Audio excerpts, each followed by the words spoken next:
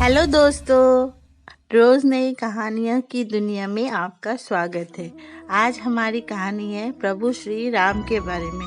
तो कहानी के शुरू करने से पहले मेरे इस चैनल को सब्सक्राइब करना मत भूलिएगा। तो चलिए शुरू करते हैं भगवान श्री राम की कहानी। भगवान श्री राम ने पूर्ण व्यक्ति मर्यादा पुरुषोत्तम के नाम से जाना जाता है। वो करुणा, समता, दया, धार्मिकता और अखंडता के अवतार थे। यद्यपि उनके पास दुनिया की सारी शक्ति थी, फिर भी वो शांत और सौम्य था। अयोध्या में उनका शासनकाल राम राज्य कहा जाता था। भगवान विष्णु के सातवें अवतार थे भगवान राम। अयोध्या की धरती पर मानव रूप में अवतार लिया। उस दिन राम नवमी का ही दिन था। वो विष्णु के ही रूप है और भगवान विष्णु के दिव्य गुण है। राम शब्द का अर्थ है जो दैवीय रूप से आनंदित है और जो दूसरों को आनंद देता है और जिसमें ऋषि आनंदित होते हैं। रामनवमी चैत्र महीने के उज्जवल पखवाड़े के 9वें दिन आती है, जिसे नवरात्रि या चैत्र दुर्गा पूजा के साथ मेल खाती है।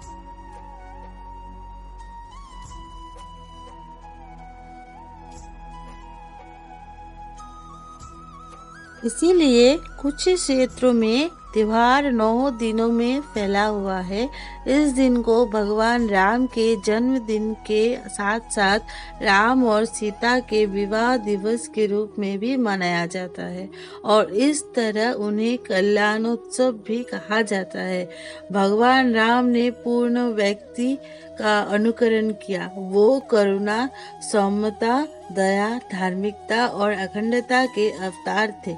यद्यपि उनके पास दुनिया की सारी शक्ति थी, फिर भी वो शांत और सौम्य था।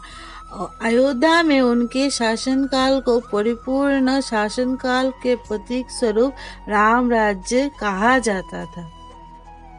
राम नवमी के दिन को रामायण का पाठ करते हैं, राम रक्षा स्तोत्र भी पढ़ते हैं। कई जगह भजन कीर्तन का भी आयोजन किया जाता है। भगवान राम की मूर्ति को फूल माला से सजाते हैं और स्थापित कर पालने में झुलाते हैं। कई जगहों पर पालकी या शोभा यात्रा निकाली जाती है। अयोध्या में राम जन्मोत्सव का भव्य आयोजन होता है। श्री राम हमें सिखा के गए हैं। उनके जीवन से हमें यही सीख मिलती है कि हमें अपने माता पिता के आदर्शों का पालन करें, अपने पिता की गरिमा के लिए अपने आराम का त्याग करें।